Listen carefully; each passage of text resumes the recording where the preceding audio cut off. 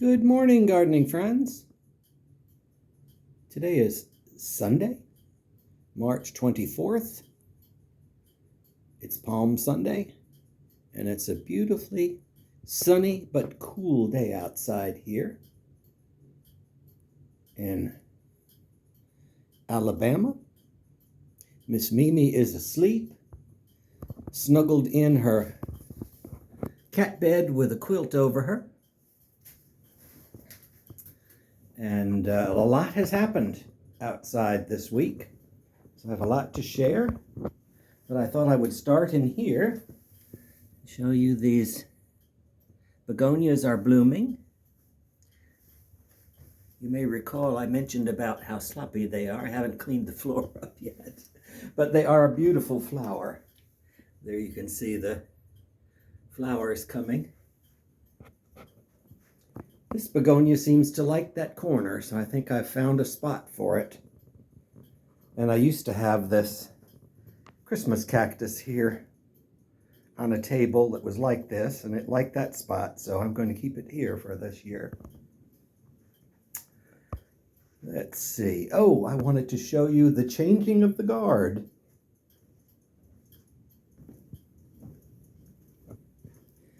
That is my last amaryllis that I bought last fall, and it's got the second flower stalk. It has 4 flowers on it.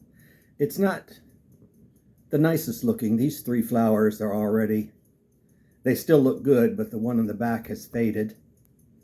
And in any event, it's about ready to go outside for the changing of the guard. And you'll see why I say that in a minute. Let's step out there.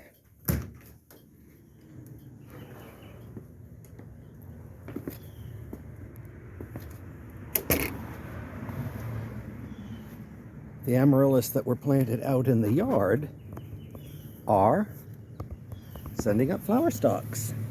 1, 2, and a third one over there. 3.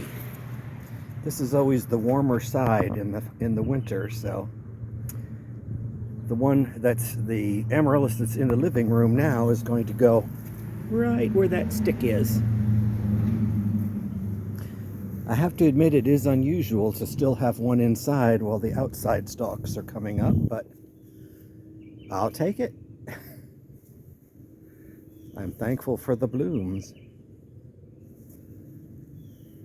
I did find out about this oxalis stuff. It turns out another name for oxalis is wood sorrel. And although I wouldn't try it on my word, but it claims to be edible. As long as you don't eat a lot of it. It has oxalic acid in it, as does rhubarb. So you don't want to eat bushel loads of it, but apparently it is lemony flavored. It's the acid that gives it the tartness, so it would go in a salad nicely. I did notice on one of these, that one, there's a little sprout coming up. I don't know if you can see that or not, but that's a new banana plant coming. This is the stalk that had the flower, and so it was destined to die once when it flowered. So I don't think that one's going to send up any new pups. But as you can tell, the bananas have leafed out and are doing nicely. Everything is really growing hand over fist out here. I've got my cucumbers I'll be planting out in this area, I believe. I'm about 90% certain. Needs a little weeding. I'll get to it this week. I'll tell you what, since I cut back the cycad, these arborvitae fern are really, really doing well. Since this garden is mostly in shade, I stuck to pretty much ferns.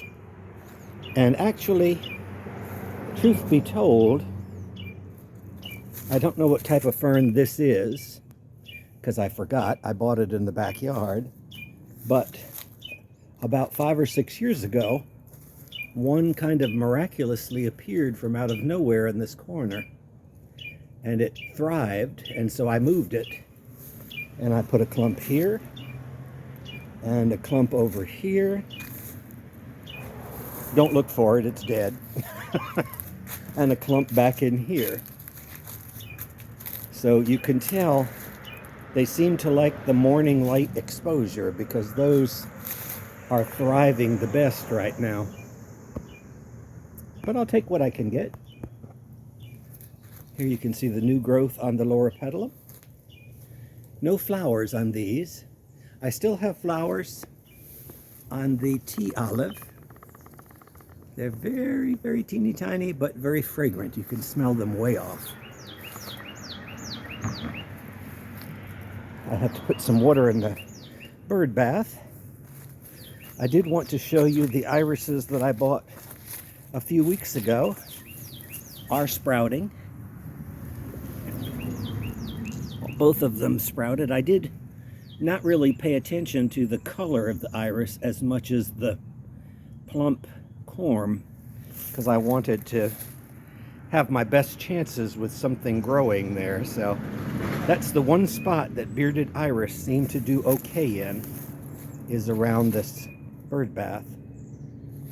And these are just the plain old blue salvias that came back from last year. I have 4 of them and 4 came back.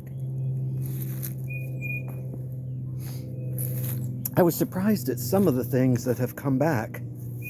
I'll talk more about that in the backyard. Here's my Louisiana iris that has sent out a long shoot. I thought that was going to be a flower stalk. I don't know. I staked it up because it was along the ground.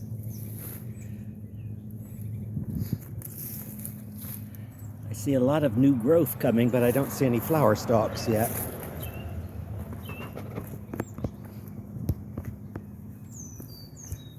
Back in here, everything is looking good. My limelight hydrangea is leafing out. I did go ahead and fertilize that again. And I'm going to tuck this Nandina back. I'm going to have to strap it in. The winds, we had windy weather yesterday. And finally, this Nandina is tall enough where it's giving me some screening from the street. So I have dramatically cut it back. It used to be much, much bigger than that. And you can see the crepe myrtle is leafing out nicely, sun shining through it. No activity yet on this cycad, but I am sure it will come back, that it's not dead. Have to start weeding my parking spot again. I did this side yesterday. Oh, I see some trash is blown in. I will pick it up. Snapdragons are getting ready for their spring show.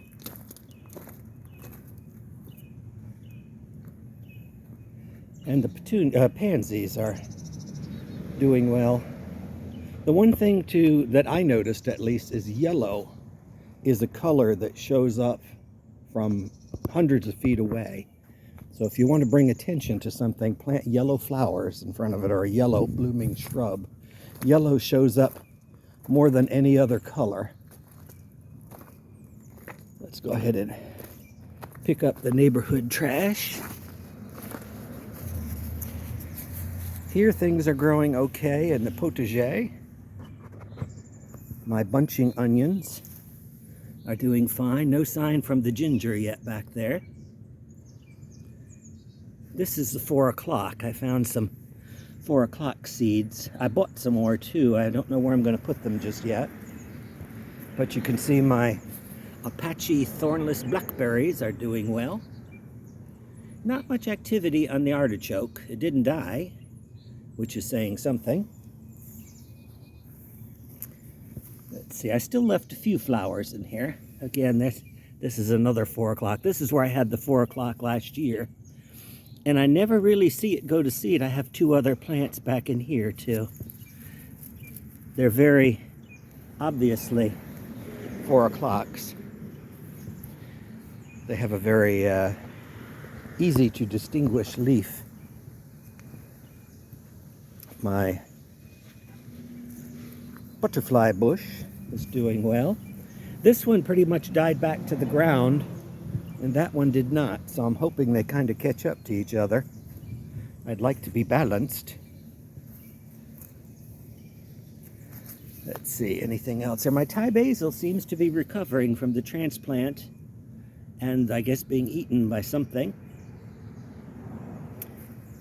My grandmother's mint that I planted, something ate, but it's coming back. I don't think you can kill mint. And of course my regular basil is doing well. And I have a flower on my blackberry. I don't expect to get any berries this year, but it's always a plus. This is something different. It has gotten bigger if you go through my old videos. This is a stevia plant. It has a natural sweetness where stevia comes from. So I got one this year to see how it would do. And I planted at 4 o'clock back in here. Again, you can see the characteristic leaves. There should be one over here, but that one obviously died out. I do plan on filling the center of these beds with other vegetables. I have decided this year that I am not going to plant tomatoes. The first time in 31 years, I have just given up. Mainly what did it was the cost of tomato plants. You know, you look at buying a plant from Lowe's, I only would get 4. Doesn't really pay to start 4 plants from seed. So in any event, I would buy them, and this year I think they're about $6 a plant. And for $24, I can buy a whole lot of tomatoes from the farmer's market. And at least in season, they're just as good as the tomatoes I would produce. So I just decided this was the year, forget about tomatoes, so I will be planting other things. That is the one side thing of if you do a cost analysis on your vegetables, sometimes it just doesn't pay to grow your own. At most, my tomatoes, I should say, here in my zone 9A, if you grow a regular sized tomato like an heirloom, I would be lucky to get 3 from a single plant. The ones that performed well for me were the grape or cherry tomatoes. And those I would get lots of, but they taste just as good in the store as the ones off the vine, so hence my decision. Here you can see I have decided, I was watching some more foraging shows. I dug up 3 dandelions, and I have planted the 3 dandelions in my potager. And they looked really good when I dug them up, but they did wilt back. I feel secure that they will come back. Every part of the dandelion is edible, so I look forward to putting some in salads, apparently high in boron. And here, ta-da, no leaves. I put out 5 bags of leaves this week.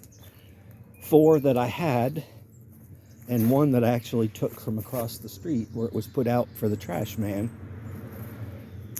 The Australian tree fern is unraveling like crazy. I never really noticed before that it really unravels to the very tip of the fern itself. I thought it got touched by frost or cold, but it didn't. It's just unfurling. So in other words, they start out like this and they just keep unfurling and unfurling. So my tree fern made it, and it's starting to look like a tree fern again. This azalea, I planted 2 azaleas here.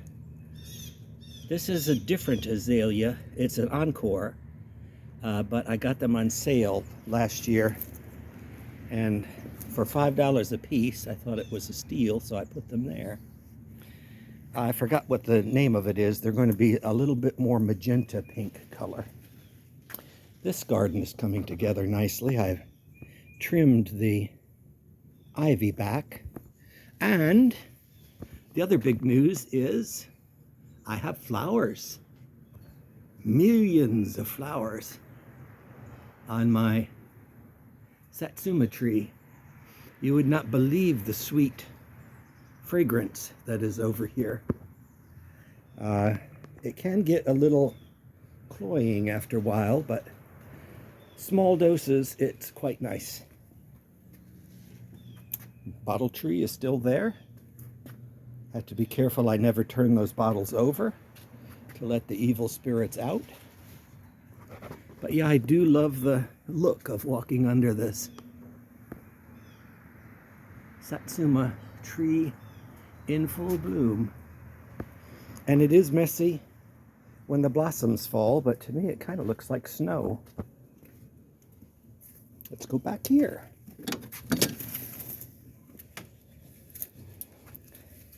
I haven't given up hope on this hellebore. I just need to put something next to it.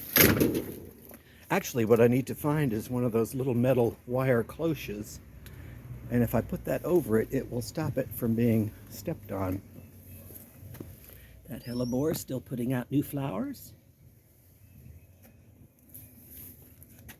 My wandering dude is coming back. I did not bring this in during the cold. I did bring in the mandevilla, but the Tradescantia, I left the pots where they are. Pansies are still doing well here. The heat of the summer or the heat of the spring will start to knock them back. I must say that the leaves on these ground gingers have really grown now that they're exposed to the sun, having cut back this African iris. I may get some help because I've been told that they're hard to dig out, but I noticed the center of that African iris is a little dead. So what may happen this week or next week is get this clump here cut out and plopped in the middle and help thicken it out again. Oh, I see a flower coming up on it already too. Right there.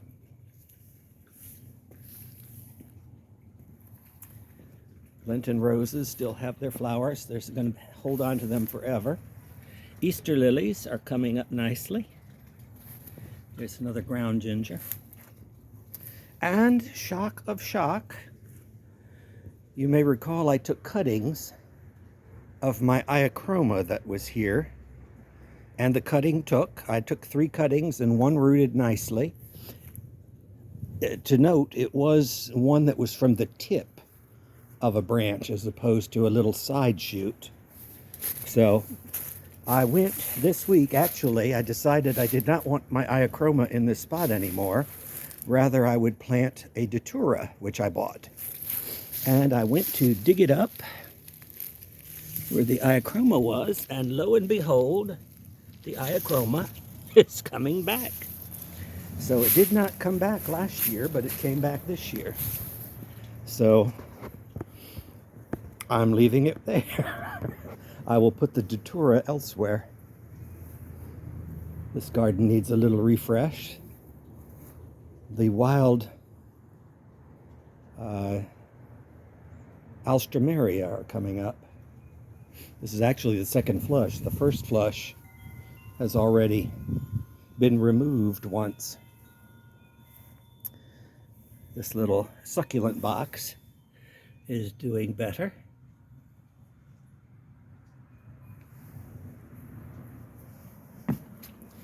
Here are the cuttings. I did go ahead and unlock this. And as you can tell by the size of the cuttings here, this is the iachroma. It's ready, all of these are ready to be planted out, and the 2, this one and this one, are the pink angel's trumpets. And then I have the 4 coleus. And I'll tell you what, on that coleus, for those of you that are new, those were cuttings I took back in December before our first frost. And they spent, up until about 3 or 4 weeks ago, their entire life in a vase in my kitchen. Did not lose a single leaf. Had beautiful roots, and then rather than throw them out, I decided I would pot them up a few weeks ago. And they have taken root. They had roots, but they took root. And not a single leaf was lost. I see one got burned here because it was spent, the time it spent in my kitchen was, of course, no sun. Back in here, I can see this plant is blooming. I think it's called a strawberry begonia. And the poinsettia that I've had now for 4 years is sending out its blooms. Last year it held on to its blooms until about November. I have to be careful, my shoelace is untied, but I can't tie it and hold on to the phone at the same time. So I will just be mindful. I did weed the edges of this bed, and I did notice that none of the viola seeds I planted came up. And so I think I told you all that I wanted to put this sedum in a circle. So these pieces, the 4 in each direction of the compass, I put in last year, and I went ahead and planted 4 more this year. I did leave these. I noticed those were seeds of my marigolds that I had, so I will let them grow and move them somewhere else. I'm going to leave the pansies there until the pansies die. And of course, these are my wild daylilies. I call them tawny daylilies. They were the daylilies that came across with the English settlers way back when. And they don't set seed, so all those wild lilies you see up north are from root divisions. People throwing them out and them taking hold and running. My toad lily is doing well. I did take a chunk out of that and planted it underneath that satsuma tree in the little side yard. This satsuma tree gets a little less sun, so the buds have not yet opened on this one. That one gets more sun, but still they haven't opened. The only one that has opened fully is the one with the west exposure. And speaking of toad lilies, you all may recall last year I got some from Walmart, just bare root, and 3 of them I bought and 2 of them lived. And the one that was here has now multiplied into 4 stems. And the one that I planted over here that got stepped on when we were pruning the crepe myrtle also has 4 stems. And my little plant of the week that I absolutely adore is my leucojum. It is blooming. A new leucojum is blooming. I had other leucojums here, earlier ones, and these are the later ones that I bought bulbs of. And these actually have naturalized. So that clump has definitely grown. The only sad thing is they only tend to have a single flower at the tip of each stalk, but it is a beautiful flower. If you take a close look at it, it has little green dots at the end of each of the 5 petals of the flowers. Here's the datura that I bought. It's the double purple like I've had in the past. Right there. My white angel's trumpet is doing well. It may not be in a pot. I'm thinking of putting it in the ground. Only time will tell. Cyclamen are on their way out. And my pitcher plant is still alive and thriving. Oh, there's that old man in the window there. Somebody looking out. Here's my tricolor ginger I bought this year.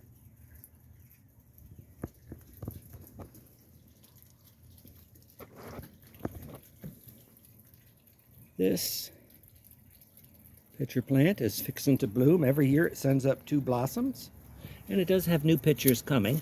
I'll clean up the old dead. I don't like to do anything to it once when the blossoms start coming up. This pitcher plant I bought last year, and it sent up a new pitcher, and is doing well. Here you can see the violets are blooming a little later than the ones that were in the full sun. This is on the north side of my house, so it gets no sun. And I think I told you a couple of weeks ago, again, the violets are edible too.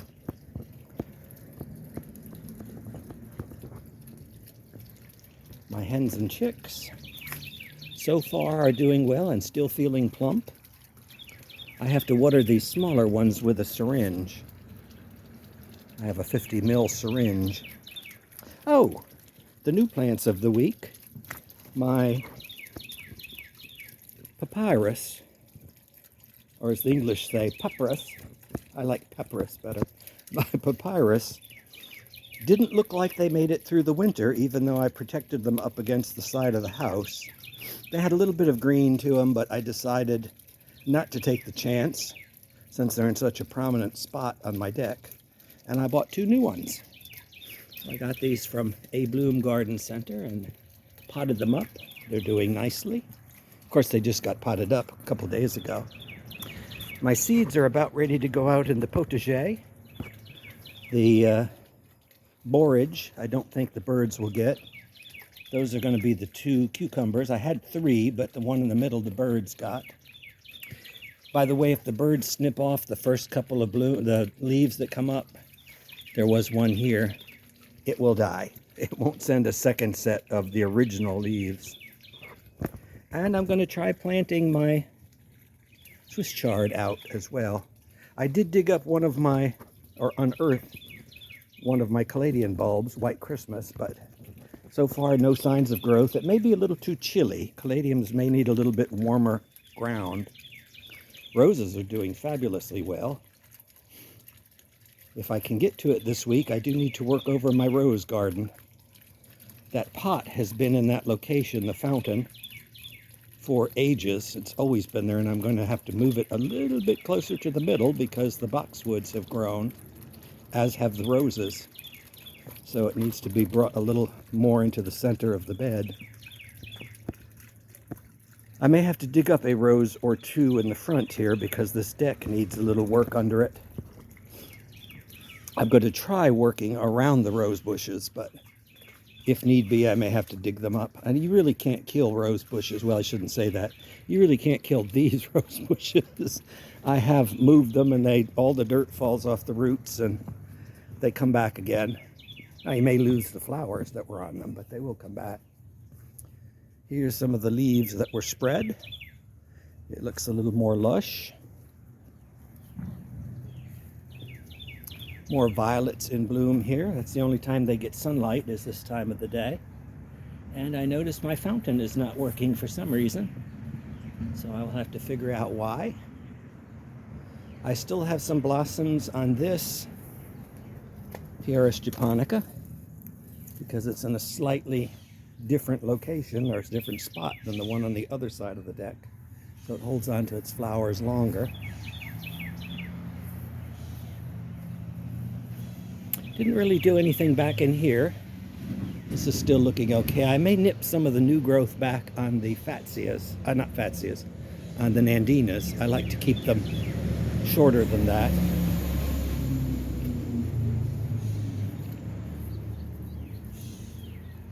Here's where I concentrated the leaves that I had. I wound up mulching underneath my blueberries and all back in through there.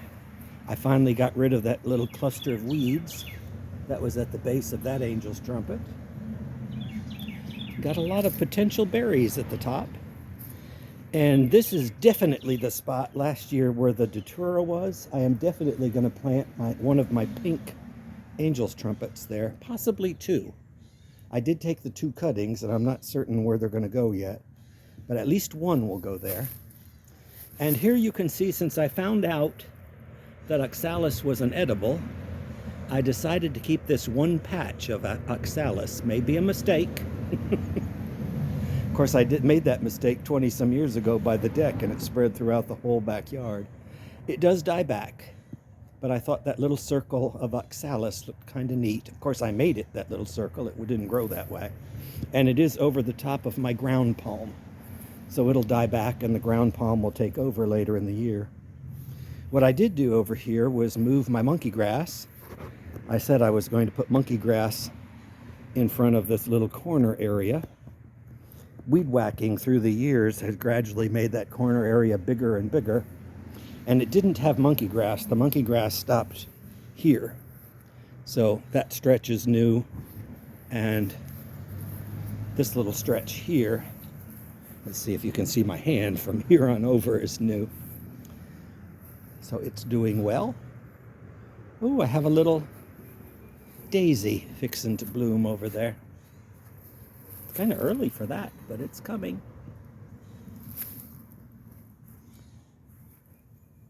Daffodils have all gone past.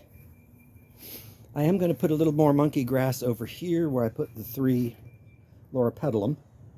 The problem I've always had with this corner is it's kind of a dead end, and I never quite figured out what to do with it, because I do want access to the back side of my garage. There's only about a 2-foot space between me and my neighbor's fence, but occasionally I do need to maintain that back side of the garage. So I don't want a flower bed right up to the corner. So I'm probably going to just stop the monkey grass about here. And here is possibly where either a pink angel's trumpet will go, since I have 2, or else the datura. The datura is the fly in the ointment.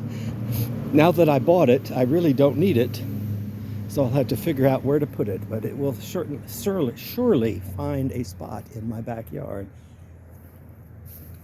My knockout rose is in bloom. This was yesterday's flower, so it's not as fragrant. And I see my plum tree has leafed out. I did not see a single blossom on it this year. I don't think they come after the leaves come out, so I think for some reason it's not putting out any flowers, but that's okay. It's at least the right size now, as tall as it's gotten, to balance off the kumquat on the other side. Still have my wild spiderwort here, which, by the way, is in the same family as the wandering dude spiderwort underneath. So there are all kinds of shapes and sizes. But this stuff grows wild pretty much wherever you don't want it to be. The definition of a weed. And I've got my first little red strawberry starting. I need to water. We were threatened with rain last week, but really didn't get any. We got about a 1/2 inch over the last few days. This knockout rose has thickened out nicely. Of course, it actually was 2 roses they sent me in 1 bucket. I could have probably separated them, but I thought I'd just have one lush one instead. And there you have it. So a lot is going on. It's spring. I've been working a lot in the house. I finally have recovered from that plumbing fiasco last fall. I had a plumber come in on Wednesday and finally reinstall my water filtration system.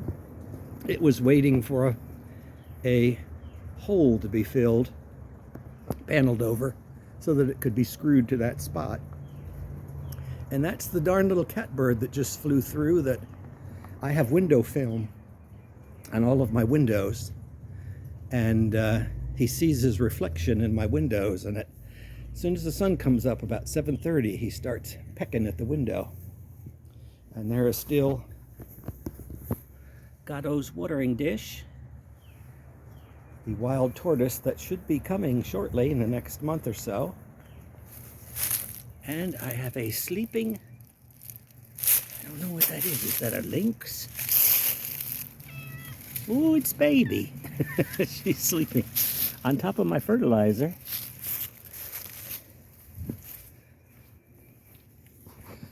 So there you have it for today. Oh, while I'm here, I need to adjust my sundial, because this is saying it is 9 o'clock, and it was 9 o'clock when I started, so I have to twist it ever so slightly to read 10 o'clock, and then it will be set for daylight savings time. So I will do that now, and I will wish you all a good week. Happy Palm Sunday, and I'll see you on Easter. Take care.